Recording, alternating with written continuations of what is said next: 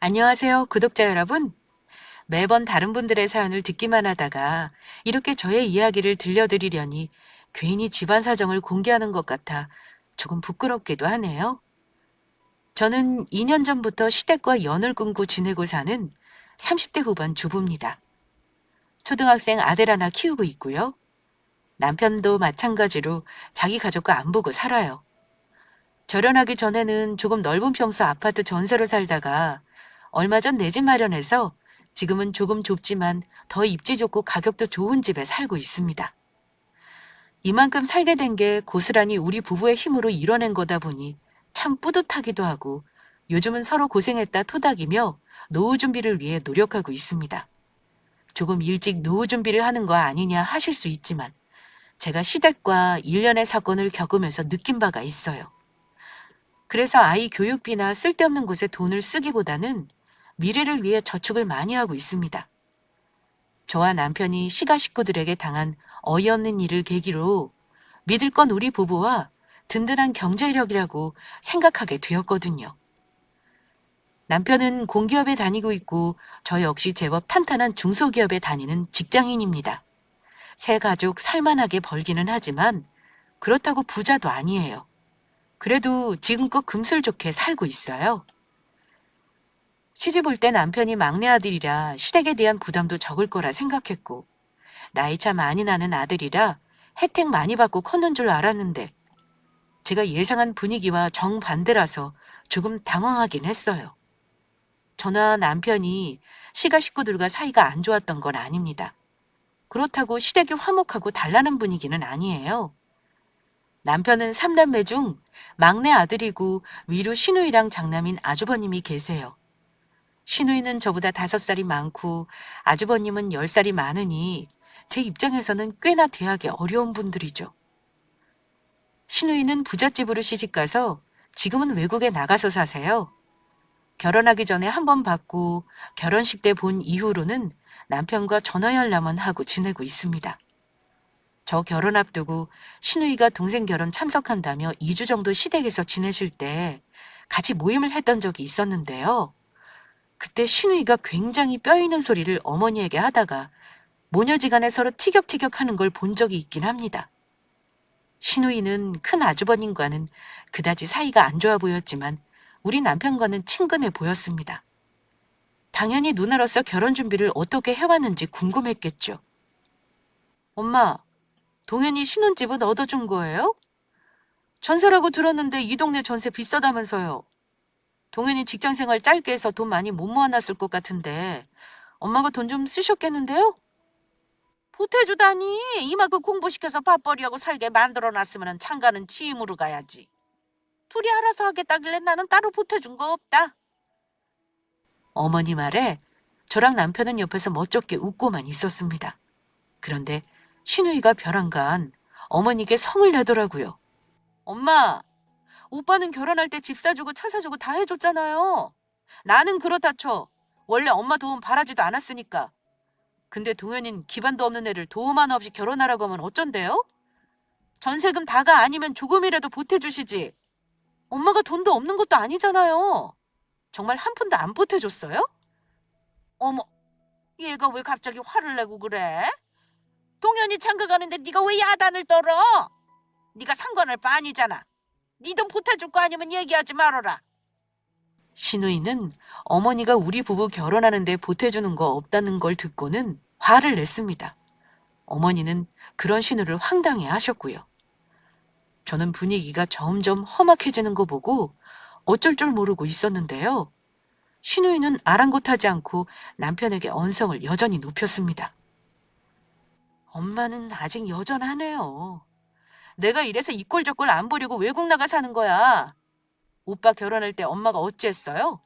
내가 직장 생활하면서 모은 돈까지 다 쓸어서 보태주라며.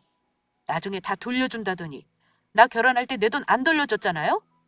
나 그때 결혼하면서 엄마 도움 하나 없이 외국 나가 자리 잡고 살았어요. 그래도 아들이니까 막내는 도와줄 줄 알았는데 엄마는 아직도 그놈의 장난만 챙기네. 아, 누나 그만해. 오늘 엄마랑 싸우려고 모인 거 아니잖아. 이미 다 끝난 얘기를 왜 하고 그래. 남편이 누나를 말렸지만 제가 볼 때는 신우이랑 어머니랑 성격이 똑 닮아서 둘 중 어느 한쪽이 물러서지를 않았습니다. 너는 몇 년 만에 식구들 보겠다고 한국에 왔으면 조용히 동생 결혼식 참석하고 돌아가. 왜 가만히 있는 사람들 두수셔서 분란을 일으키려고 해? 그리고 내가 네 오빠 니들하고 같다고 생각하는 거냐? 다를 건 뭔데요? 오히려 오빠가 우리 집 재산 축냈으면 축냈지 보탠 적은 없을걸? 아, 됐어. 그냥 혹시나 해서 물어본 건데 동현이만 불쌍하네. 나 이번에 결혼식 참석하고 들어가면 다시는 안 나올 거예요. 엄마 진짜 나중에 큰오빠한테 얼마나 효도받고 사는지 어디 한번 보자고요. 결혼도 하기 전에 시가 식구들의 불화를 마주하는 것만큼 불편한 일은 없을 겁니다. 어찌할 바를 모르는 와중에 분명한 건 어쨌든 신우이는 우리 부부들을 안쓰럽게 생각하고 있었다는 거였어요. 사실 우리 결혼할 때 시어머니가 도움 줄 여력이 없다는 건 미리 들어서 알고 있었습니다. 그런데 실제로 느낀 건 시댁이 그리 못 사는 집이 아니라는 거였어요. 살고 있는 아파트도 40평대 대출이 없다고 들었고 월세 나오는 상가도 하나 노후 대비 삼아 가지고 있다고 들었거든요. 남편도 자기 엄마가 현금을 얼마 들고 있는지 모른다는 걸로 봐서 돈이 없는 분이 아닌 건 확실했습니다. 그냥 막내 아들 결혼 비용 도와줄 생각이 없으셨던 거죠. 신우이에게 듣기로는 아주버님은 어머니가 지원을 많이 해주셨더라고요. 장남을 유독 차별하는 집이 아직 주변에 꽤나 있는 건 사실입니다. 시어머니 역시 아주버님이 거의 집안의 자랑이자 희망이셨던 것 같습니다. 장남이 잘 되어야 줄줄이 동생들도 잘 되라는 생각을 뼛속까지 새기고 있는 분이셨어요. 아주버님은 사업을 하셨는데 아마 몇 번 말아먹고 또 시작하고를 여러 번 반복하면서 시댁 재산을 많이 털어먹은 듯 했습니다. 그래서 장가를 늦게 간 편이고 아이도 어렸어요. 신우이는 나중에 저에게 이런 말을 해줬습니다. 옳게, 내가 미국에 사느라 많이 챙겨주지 못해서 미안해. 우리 동현이랑 결혼하는 거 진짜 고마워. 동현이가 와이프 하나는 잘 얻은 것 같아서 안심이 되네. 내가 많이는 못 보태주지만 이거 살림에 보탰어.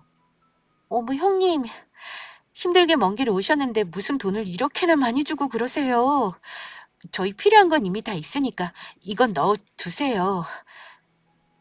누나가 동생 결혼하는데 아무것도 안 하는 게 말이 돼? 걱정하지 마. 얼마 안 되지만 내 성이니까 얼른 넣어둬.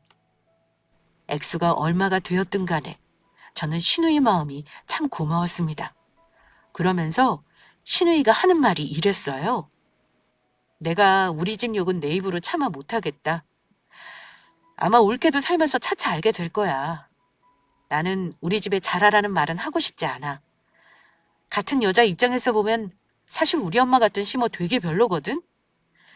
그냥 올케가 너무 참고만 살지 말고 할 말 있으면 똑똑히 하고 살아. 알겠지? 아마 내 동생은 올케 편 들어줄 거야. 혹시 내가 도와줄 거 있다면 언제든지 연락해? 네, 형님. 말씀만으로도 고마워요. 우리 때문에 어머니랑 괜히 언성까지 높이시고 앞으로는 그러지 마세요. 저 이미 다 알고 결혼하는 거니까요. 지금은 다 괜찮을 것 같지? 막상 살아봐. 그럼 열불 터지는 일이 한두 개가 아닐걸? 암튼 내 말 꼭 기억해. 혼자 전부 감당하지 말고 늘 동현이랑 상의해서 중요한 문제 결정하고 둘이 싸우지 말고 오순도순 살아.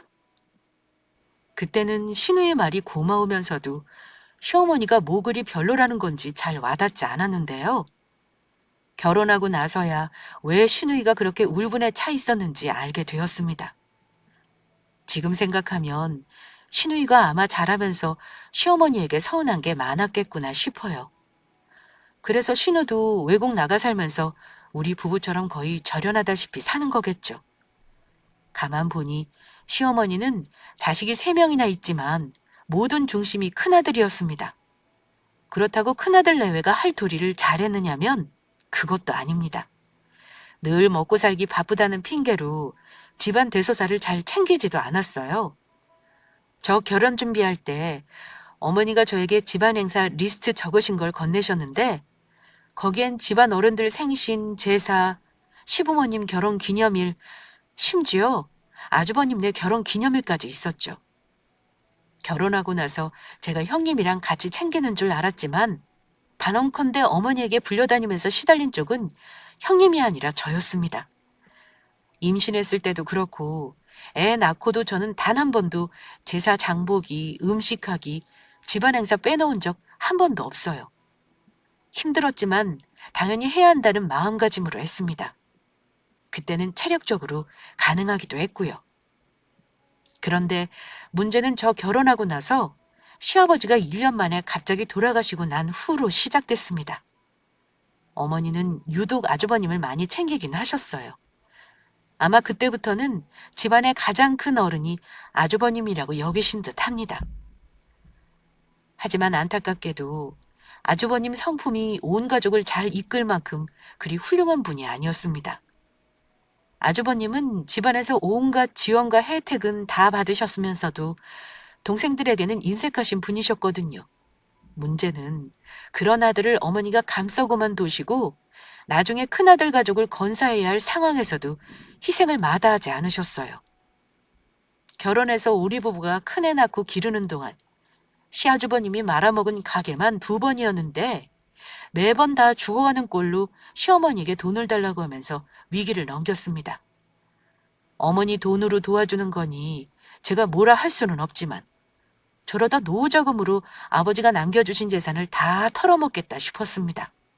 하지만 며느리인 제가 어머니에게 이래라 저래라 할 일은 아니니 알아서 하시겠거니 하고 말았죠. 결혼 초반에는 제가 생각해도 고구마였던 일이 많았어요. 저도 착한 며느리병이 있었는지 시댁 종노릇을 사서 하기도 했고요. 남편은 저한테 시댁에 잘하는 거 바란 사람은 절대 아닙니다. 남편이 시킨 적도 없고 오히려 남편은 차별받고 자라서 시어머니 챙기는 거 귀찮아했어요.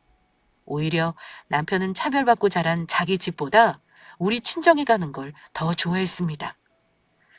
우리 친정이야 딸만 셋이니 큰 사위인 우리 남편을 정말 좋아했죠. 그야말로 큰아들처럼 대해주셨고 뭐든 챙겨주려고만 하셨거든요. 오죽하면 한 번은 남편이 이런 말까지 하더군요. 나는 우리 집 가면 맨날 차별당하고 뭐 내놓으라는 엄마 때문에 골치 아픈데 처가에 오니까 자식 대접받는 것 같아서 좋아. 장인어른이랑 장모님이 나한테 의지하시는 것도 인정받는 기분이 들거든. 사소한 거지만 장모님이 와서 밥 먹으라고 불러주시는 것도 좋네. 당신도 굳이 우리 엄마한테 잘하려고 할 거 없어. 나도 그다지 효자가 아니니까 그냥 처가랑 잘 지내고 싶어. 별걸 다 좋아한다고 한다. 당신은 대체 집에서 무슨 대접을 받고 산 거야? 내가 보니 어머니는 완전 큰애들 바라기시던데? 이 정도일 줄은 몰랐지. 남편은 명절이나 시댁 행사에 제가 먼저 가서 음식한다고 하면 형수님도 일찍 안 오는데 왜 내가 먼저 가냐고 쉬다가 늦게 가자고 하곤 했어요. 근데 저는 친정에서 보고 자란 것도 있는데다 며느리니까 큰 며느리, 둘째 며느리 따지지 않고 할 수 있는 사람이 하는 게 맞다고 생각했습니다. 시어머니도 그런 제가 마음에 드시는지 흡족해 하셨고요. 남편도 자기는 어머니에게 살갑게 못하는데 저라도 중간에서 소통해줘서 고맙다는 말을 하긴 했습니다. 하지만 늘 애쓰는 저에게 그럴 필요 없다고 적당히 하라고 뭔가를 체념한 사람처럼 얘기했었죠. 저는 이 집에 며느리로 들어와 멀었던 남편과 시어머니 사이를 이어주는 역할을 하는 사람이라고 단단히 착각을 했던 것 같습니다. 하지만 제가 잘해도 시어머니가 고마워하시는 건 그때뿐이었고요. 몇 번 중요한 순간에 큰 차별을 겪은 적이 있었습니다. 그런데 그때마다 신우 말이 떠오르더라고요. 사실 아무리 가족이라지만 모든 허물을 참아주고 이해하지 못할 것 같은 순간들도 있었습니다. 가령 제가 아이 낳고 산후조리하는 동안 어머니는 가까이 살면서도 밥 한 번 챙겨주신 적 없었고요. 오히려 3, 7일 전에 아기 보러 오셔서 저에게 밥 차리라고 하셨던 분입니다. 아들 저녁 찬거리 부실하다고 타박도 하셨고요. 가장 서운했던 건 뭐냐면요. 여유가 있는 분이면서도 우리 부부에게 참 인색하셨어요. 우리 앞에서는 돈이 없어서 모두 못했다고 죽는 소리를 하시던 분이 형님 내외에게 매달 가사 도우미 비용을 포함해 200만 원씩 지원해줬다는 사실을 알았을 때 제일 서운했던 것 같습니다. 그것도 형님이 제 앞에서 말실수하는 바람에 알게 된 건데 어머니가 그러시더라고요. 너희는 둘이 벌지만 큰애는 우리 아들 혼자 힘들게 벌어서 살잖니. 애도 둘이나 있고 한창 돈이 얼마나 많이 들겠어. 그래서 내가 도와주는 거니까 니들은 서운해하지 말거라. 그래 동서. 우리 지금 장사 안 되고 힘들어서 어머니가 이렇게 안 도와주시면 애들 먹을 것도 못 해먹이는 형편이거든. 내가 일을 내도 남편 사업하는데 돈이 다 들어가서 그런 거니까 이해해줘. 동서 설마 이런 일로 서운해하는 거 아니지? 저는 표정 관리를 못하고 있었는데요. 그러자 남편이 서운해하는 저 대신 한마디 하긴 했습니다. 알았어요, 알았어. 어머니는 나중에 형하고 형수한테 전부 돌려받으시면 되겠네요. 형수님, 나중에 우리 어머니한테 효도 잘하셔야겠어요. 형수님도 다 나중 일 생각하시고 어머니 도움 받으시는 거 맞죠? 엄마도 우리한테 아마 많이 안 바라시니까 형하고 형수님한테 다 퍼주시는 거겠죠? 이해합니다. 나중에 우리더러 효도해라 어쩌라 소리만 마세요. 남편이 저리 말을 하니 형님은 떨떠름한 표정만 지을 뿐 아무 말 안 하시더군요. 저에게 그만큼 안 해주셔서 서운하기보다는 뭐랄까요? 기분이 좀 그렇더라고요. 온갖 집안 대소사는 제가 챙기는데 어머니는 그런 제가 애 낳았을 때 우리 아들 베넷저고리랑 내복 이불 세트 사주신 게 다였거든요.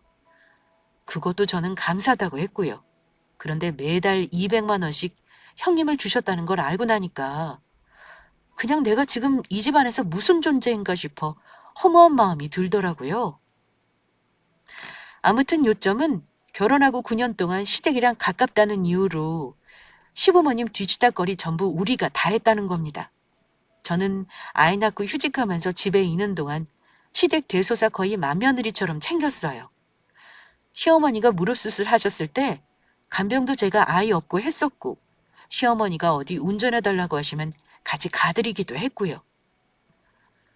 명절이나 생신, 어버이날도 늘 제가 먼저 챙겼고 우리가 가까이 사니까 손주도 자주 보고 싶어 하셔서 자주 어머니 댁에 가기도 했습니다.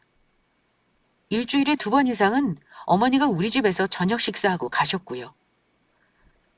힘들었지만 그렇게 했던 이유는 우리 친정 부모님도 생각이 옛날 분들이셔서 시집 가면 시부모도 내 부모니까 그렇게 해야 한다고 하셨고 친정엄마가 친할머니한테 참 잘하신 거 보고 자란 탓에 그게 많은 거라 생각했습니다. 하지만 시간이 갈수록 저만 부려먹고 장남에게만 퍼주는 시어머니 태도에 점점 진절머리가 나기 시작했는데요. 문제는 그때만 해도 연을 끊고 살만한 용기는 없었다는 겁니다. 그래도 어머니 돈으로 시숙에게 재산을 퍼줬지 우리 부부 돈을 아주버님에게 줘야 할 일은 없었으니까요. 그런데 집안의 구멍 같은 존재는 기어이 그 집안 돈을 말라붙게 한다더니 그 말이 딱 맞더라고요. 늘 아주버님이 하는 짓이 조마조마했는데 온 가족을 흔들리게 하는 사고를 치고야 말았습니다. 어느 날 남편이 어머니 전화와 아주버님 전화를 번갈아 봤더니만 돈이 없다는 둥 말이 오가고 뭔가 심상치 않은 대화를 하는 겁니다. 남편이 한 번도 보인 적 없는 모습이라 저도 너무 걱정이 되더라고요. 여보, 무슨 일인데 어머니랑 아주버님이 번갈아 전화를 다 하시는 거야? 혹시 무슨 안 좋은 일 생겼어? 남편은 한숨을 내쉬더니만 엄청난 얘기를 하기 시작했어요. 큰일 났다, 여보. 형이 이번에 제대로 큰 사고를 쳤나 봐. 우리까지 피해보게 생겼으니 어쩌냐? 뭐? 설마 뭐 어디 빚보증이라도 잘못 산 거야? 빚보증 서는 게 차라리 낫겠다 싶네. 형 대출 사기당해서 살고 있는 집 전부 날릴 판이래. 근데 하필 엄마 집에 담보대출까지 싹 끌어다 썼나 봐. 엄마 집도 날려먹기 일보 직전이라는데 어쩌냐. 나도 미치겠다. 형이 알아서 해결하게 놔두라고 하고 싶은데 어머니 집이 날아가게 생겼으니 모른 척할 수도 없고 큰일이다. 뭐? 어머니가 집 담보대출까지 아주버님 해주신 거야? 하긴 어머니라면 충분히 그러실 만하지. 왜 안 그러시겠어. 근데 집 넘어가면 어머니는 어쩌실 거래? 그게 어머니가 일단 우리 집에서 당분간 살겠다고 하시는데 어쩌냐? 일단 당신은 아무 말 말고 있어.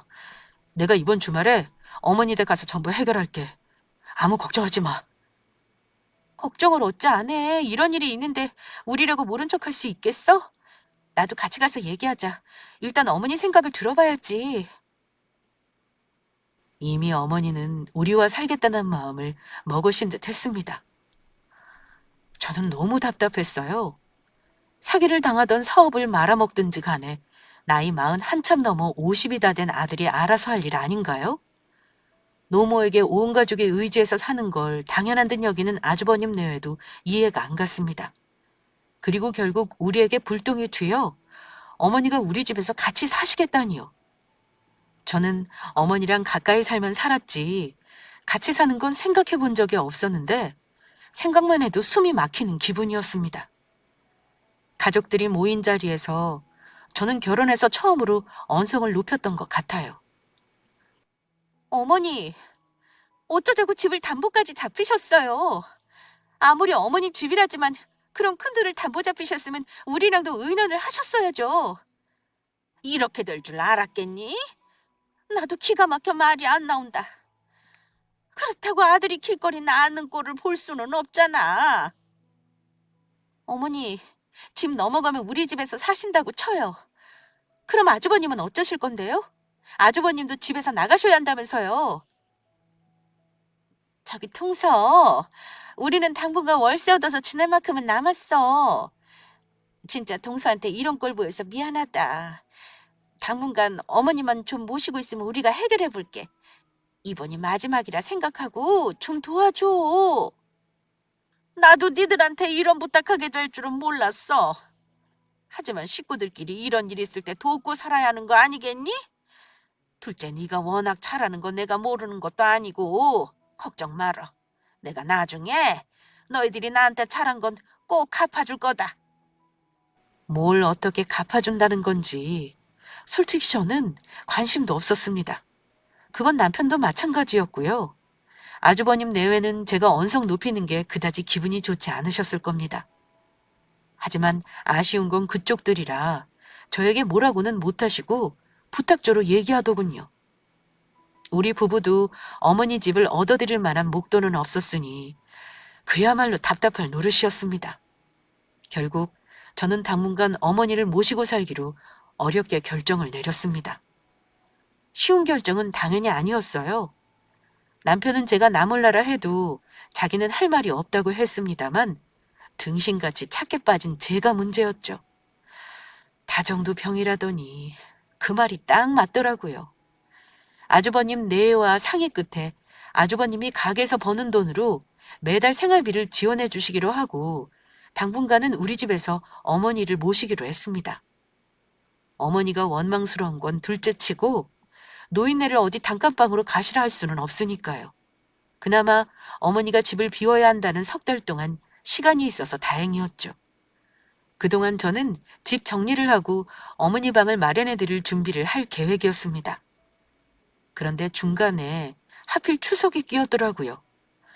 집에 이 난리가 났으니 이번에는 추석이고 뭐고 챙기고 싶지도 않았습니다.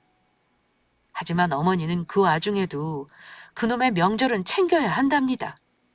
1년에 딱 2번 지내는 명절이고 아버지 제사도 안 지내는데 추석 때만큼은 차례를 지내야겠다고 고집을 부리셨습니다.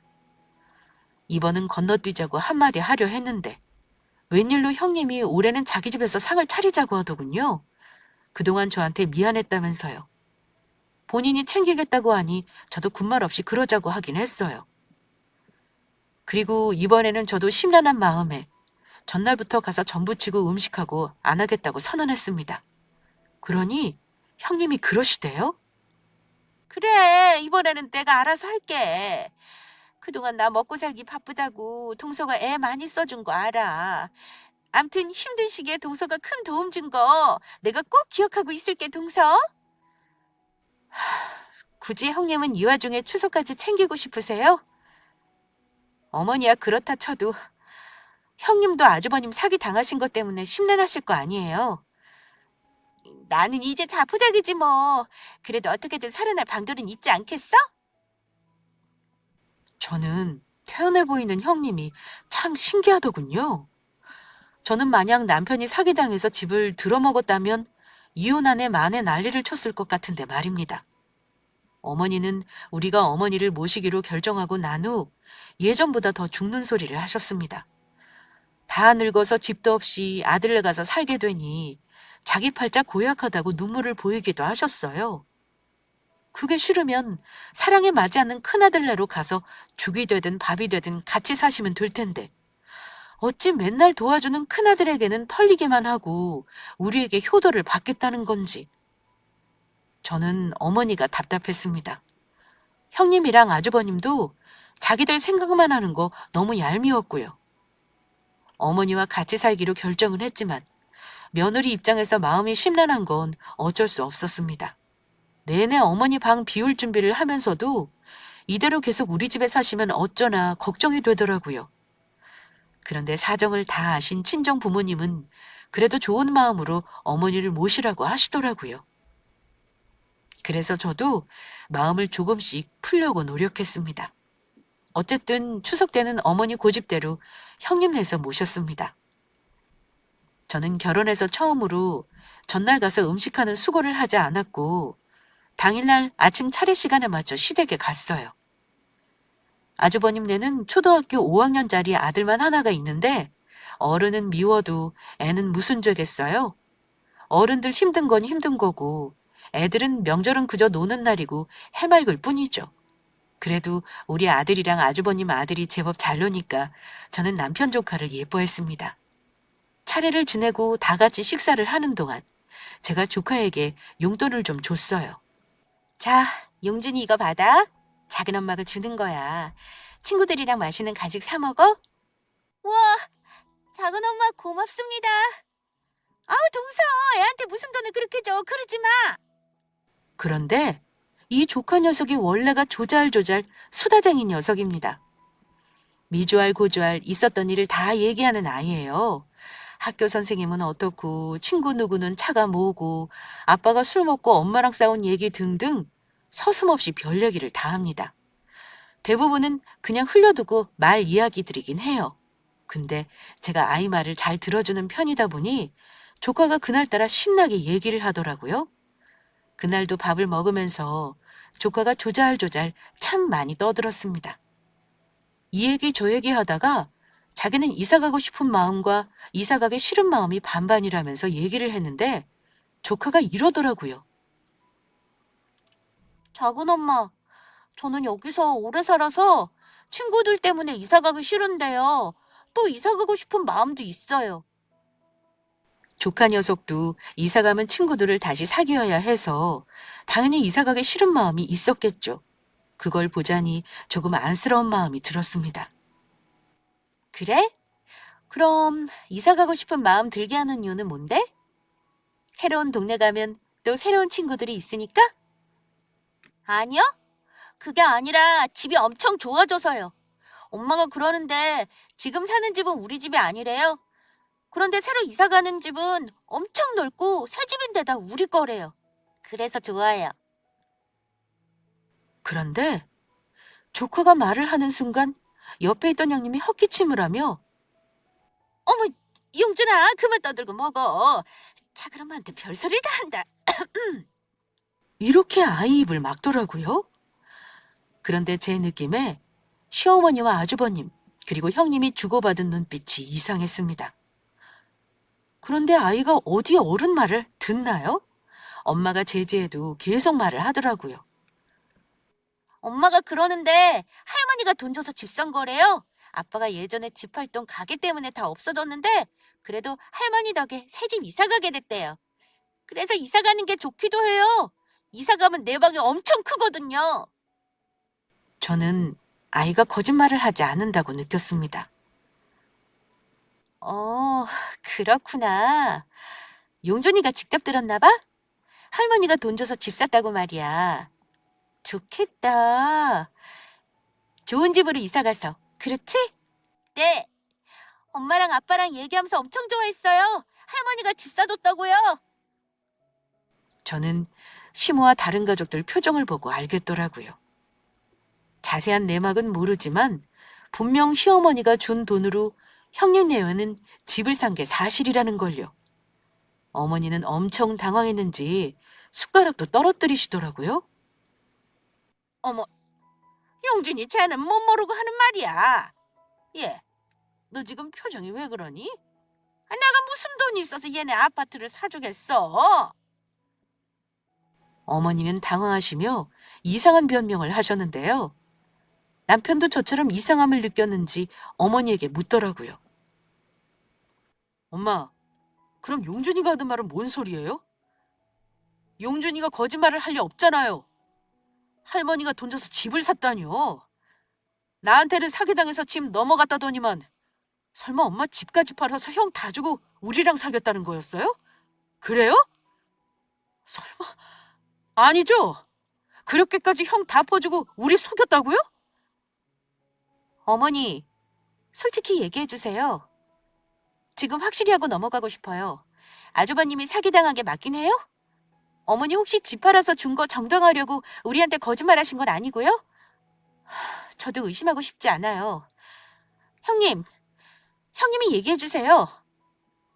형님은 어머니와 아주버님 눈치만 보며 어찌해야 좋을지 모르는 얼굴이었습니다. 그때 아주버님이 갑자기 밥숟가락을 확 집어던지시면서 이러는 겁니다. 에이, 그만해! 내가 동생놈 눈치 보면서 이런 일까지 꾸며야겠냐? 당당하게 받아도 되는 건데 이 지랄을 안 해. 재수씨, 거 그만하시오. 내가 다 얘기할 테니까. 실은 내가 어머니 도움이 좀 필요했어요. 그래서 어차피 나중에 재산 물려받을 거 지금 미리 달라고 한 겁니다. 상가는 남아있으니까 그건 월세 나오는 거지 나중에 어머니 돌아가시면 상속받으면 되는 거고요. 어차피 우리 거 될 거라 미리 좀 받은 건데 지금 어디서 눈을 부릅뜨고 따지고 듭니까? 우리 재산이지 재수씨 재산은 아니잖아요. 글쎄 시숙이 하는 말이 본인 사업하느라 집 들어 엎은 건 맞고 대출도 많아서 그동안 돈을 모으기 힘들었답니다. 그래서 어머니 집을 팔아서 대출도 좀 해결하고 집도 사서 다시 시작하는 게 나을 것 같아 온 가족이 모여 결정한 거라네요. 그런데 온 가족이 모여 결정했다는데 우리는 가족이 아니었나 봅니다. 어머니와 아주버님 부부끼리만 논의해서 어머니 집도 팔고 우리 집에서 살겠다는 결정을 하다니요. 정말 기가 막히더라고요. 고의적으로 숨겼다는 게 더 기가 막혔고 화가 났습니다. 저는 시댁보다 친정이 더 잘 살아서 그 돈 없어도 그만이고 시어머니 재산 아니라도 우리 돈 버는 걸로 충분해서 어머니 재산, 언감생심, 돈 탐낸 적도 없는데 이 모든 과정을 우리를 속이고 버린 짓이라는 게 서운했던 거예요. 그러니까 어쨌든 저랑 남편 속이고 다들 입을 맞추신 거잖아요? 사기당한 게 아니고 어머니 집 계획적으로 파셔서 형님네 집 해주신 거고요. 왜 우리한테 속이신 거죠? 내가 내 집 팔아서 아들 집 사준 게 뭐 대수라고 며느리 네가 따지고 도는 거니? 며느리는 며느리야. 며느리는 진정한 가족은 아니지. 시부모 재산에 며느리가 관여할 자격은 없는 거다. 그래도 네가 그동안 며느리 도리를 잘해줘서 미안해서 숨긴 거야. 나중에 큰애 자리 잡으면 다 너한테도 얘기하려고 했다. 시어머니는 우리 부부 서운한 마음을 이해 못하고 오히려 적반하장으로 큰 소리를 치셨습니다. 그래도 어떻게 이런 걸 숨길 수가 있죠? 저도 이 집 식구잖아요. 그럼 아주버님 집 사주고 거기 가서 사시지 왜 우리랑 같이 살자고 하신 건데요? 정말 기가 막히네요. 며느리는 며느리지 시부모 재산에 관여할 자격 없다고 하셨죠? 알겠습니다. 어머니가 직접 그렇게 말씀하셨으니까 저 앞으로는 그렇게 알고 살게요. 우리 집에 살기로 하신 거 당연히 없었던 일로 할 거고요. 어머니가 재산 다 털어주신 아주버님 집에 가서 사세요. 그러자 형님은 발끈하시며 이러시더군요. 어머, 동서! 이미 얘기 끝난 거잖아. 우리는 어머니랑 같이 못 살아. 나도 어머니 불편하고 어머니도 우리랑 살면 치닥거리 하느라 힘드셔서 싫으시대. 기왕 이렇게 알아버렸으니까 좋은 마음으로 그냥 받아들이면 안 될까? 우리가 잘 살아야 동선에도 편한 거야. 우리가 지질이 궁상으로 살아봐. 동선은 마음 편할 것 같아? 이제 지질이 궁상으로 살든 말든 저는 안 보고 살 생각이라 상관없네요. 형님, 똑바로 알아두세요. 권리 없이 의무만 있는 자리는 없어요. 그런 사람을 호구라고 부르는 거라고요. 저는 그동안 호구짓 할 만큼 했으니 이제는 싫어요. 솔직히 너무 서운해요. 저 처음부터 말했으면 어머니 돈이니까 그러려니 했을 거예요. 근데 굳이 우리 속이면서 같이 살자고 하신 게 용서가 안 되네요. 저 오늘 이후로 이 집 식구들 안 보고 살 테니까 다시는 연락도 하지 마시고 오라가라 하지 마세요. 화낸 건 저뿐이 아니었습니다. 남편 역시 배신감에 부들거리며 언성을 높였습니다. 형수, 우리한테 이러는 거 아닙니다. 차라리 처음부터 의논했으면 이렇게 배신감 느끼지 않았을 거예요. 엄마도 진짜 너무하시네요. 집사람이 우리 집에 어쨌는지 다 아시면서 이럴 수 있어요? 솔직히 엄마 재산 탐나지도 않아요. 우리 둘이 벌만큼 벌고 처가는 우리 집보다 훨씬 잘 살아요. 우리 속이고 이런 짓 했다는 게 열받는 거라고요. 나도 이 사람 생각하고 같아요. 이 사람이 안 보겠다는데 나도 엄마는 형 보고 살 생각 없어요. 여보, 재현이 챙겨 집에 가자. 조카의 수다 때문에 어처구니 없이 모든 사실을 안 그날. 명절은 완전히 망쳤고 우리 부부는 형님 집을 나와 그대로 친정으로 와버렸습니다. 남편은 화나서 아무 말도 안 하는 저에게 그랬어요. 나 당신이 안 보고 살겠다는 거 100번 이해해. 나도 엄마랑 형한테 너무 서운하다 못해 그냥 배신감 느껴. 나를 가족이라고 생각 안 하는 사람들을 굳이 보고 살 생각 없으니까 당신 하고 싶은 대로 해. 당신 내 스타일 알지? 내 사람이라고 생각하면 잘하지만 아니다 싶어서 한번 돌아서면 다시는 안 보는 사람이야. 솔직히 그동안 살면서 서운한 게 한두 개가 아니라는 거 당신도 알고 있을 거라 생각해. 나 오늘 이후로 당신 가족 남이라고 생각할 거야. 어머니가 아까 한 말 들었지? 며느리는 며느리라며. 가족 아니라고 직접 말씀하신 거니까 앞으로는 그렇게 살 거야. 나를 이해한다면 절연하는 거 토달지 말고 존중해줬으면 해. 남편과 얘기를 나눠보니 남편도 가족에게 진절머리가 난다고 하며 안 보고 싶다 하길래 내키는 대로 하라 했습니다. 친정 부모님께는 자세한 말은 안 하고 그냥 서운한 게 있어서 시댁에 당분간 가지 않겠다고 말씀드렸어요. 그런데 친정 부모님은 그래도 며느리가 그러면 쓰겠냐고 무슨 일이든 이해해야 하는 거 아니냐고 하셨는데 제가 사정을 다 말씀드리니 그제야 노발대발하셨습니다. 어쨌든 그날 이후로 시댁에는 발걸음 안 하고 살고 있어요. 명절이고 제사고 2년 넘게 안 가고 있고 남편도 아예 형이랑 단절했고요. 물론 중간에 언성 높여가며 싸움도 몇 번 했습니다. 남편은 아주버님과 신랑이 하면서 그러더라고요. 형이 이제 다 알아서 해. 왜 나한테 그래? 어머니가 집도 해주셨는데 당연히 형이 모셔야지. 형이 장남이잖아. 이러고는 전화를 끊어버리더군요. 남편에게 듣자니 그 일 있고 1년이나 지났나요? 어머니가 털어서 마련해준 집까지 전부 말아먹었다고 하더군요. 그러니 남편에게 득달같이 연락을 한 거고요. 시어머니 역시 남편에게 전화를 엄청 하셨어요. 손주 보고 싶다거나 뭐 부탁하거나 아마 제가 발길 끊어버리니 불편한 게 많으셨을 겁니다. 한 번은 저에게도 연락을 하셔서는 예, 내가 생각을 해봤는데 내가 상가 월세 받는 거 있지. 나중에 그건 큰애랑 나누고 뭐고 할 거 없이 너한테 다 주마. 그러니까 이제 그만 고집 부리고 연락하고 살자. 나도 우리 손주는 보고 살아야 할 거 아니니. 이렇게 사정하셨지만 저는 단호하게 말씀드리고 차단 박아버렸습니다. 어머니, 저는 어머니 재산 필요 없고요. 다시 볼 생각 없어요.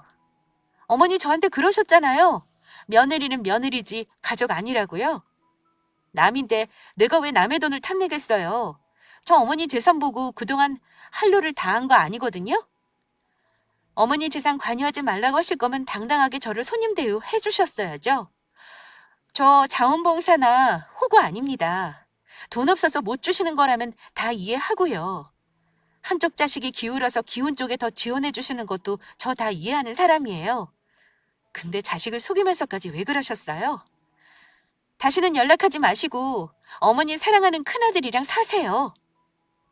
이후로는 어머니도 자존심이 상하셨는지 연락이 없으세요. 가끔 남편만 들들 볶으시는 걸로 압니다. 그래도 해맑은 조카 덕에 살림 합치기 전에 알아서 다행이라고 생각합니다. 저는 어머니 재산 욕심 없고요. 그 알량한 재산 안 받아서 오히려 득받다 생각해요. 아무것도 안 하면서 많이 받아 챙긴 시숙이랑 형님 편하라고 호구짓하고 사는 것보다 절연하고 사는 게 100배 낫는 장사 아닌가요? 100세 시대니 앞으로 20년 이상은 더 사실 텐데 병시 중이며 제사, 생신 등등등 아주버님 내외 둘이서 답답하고 아쉬울 게 한두 가지겠어요? 돈 앞에서 형제고 뭐고 고마움이고 미안함이고 아무것도 없는 사람들이니 저도 똑같이 대하려고요. 제가 시집와서 9년간 자란 만큼 아마 시어머니나 시숙 내외가 느끼는 아쉬움과 불편함도 크게 와닿을 겁니다. 아마 형님은 제일 괴로우실걸요? 저의 10월도 절연 사연은 여기까지입니다. 이렇게 신경 안 쓰고 사니 편한 걸 왜 그리 바보같이 살았는지 몰라요. 저처럼 바보짓하는 며느님들 없길 바라며 여기서 마칠게요. 감사합니다.